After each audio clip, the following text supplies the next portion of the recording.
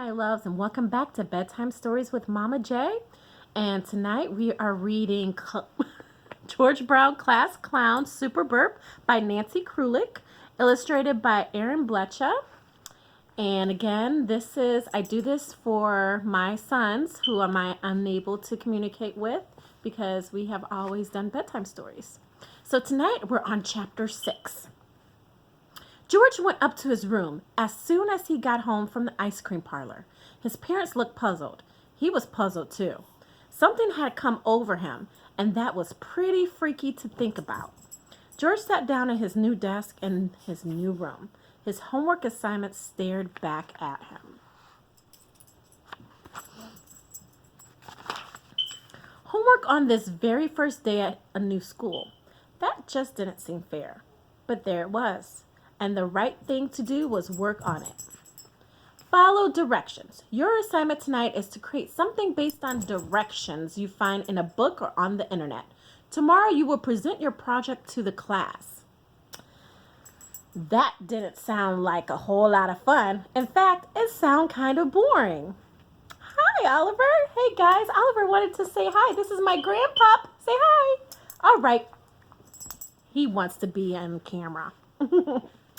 So that didn't sound like a whole lot of fun. In fact, it sounded kind of boring. George leaned his way back in his chair until the two front legs were off the ground. It helped him to think better that way. Maybe the assignment didn't have to be so boring. Maybe George could turn this following direction stuff into something he could have fun with.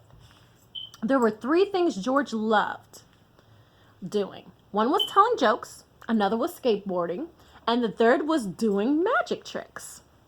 George knew skateboarding was out of the question. That wouldn't be allowed in school. And there weren't really any directions for how to be a comedian. But a magic trick could work perfectly. That was it. George would do a magic trick for his new class.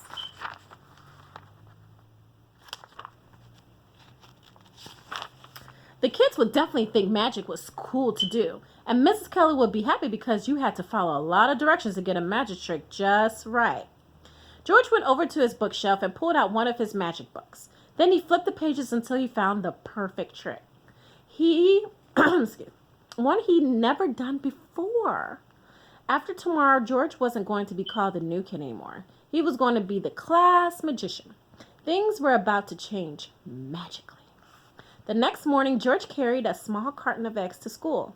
The eggs were part of his magic trick.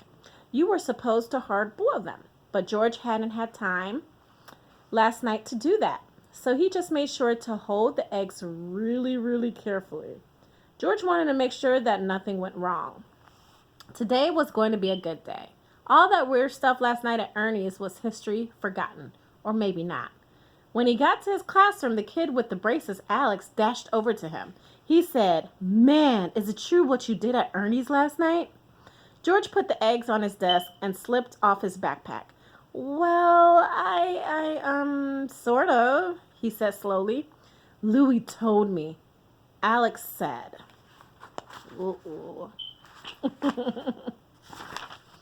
He's telling everyone. Louis had seen him. George looked over at Louis's desk. Sure enough, he was whispering something to Mike and Max and pointing at George.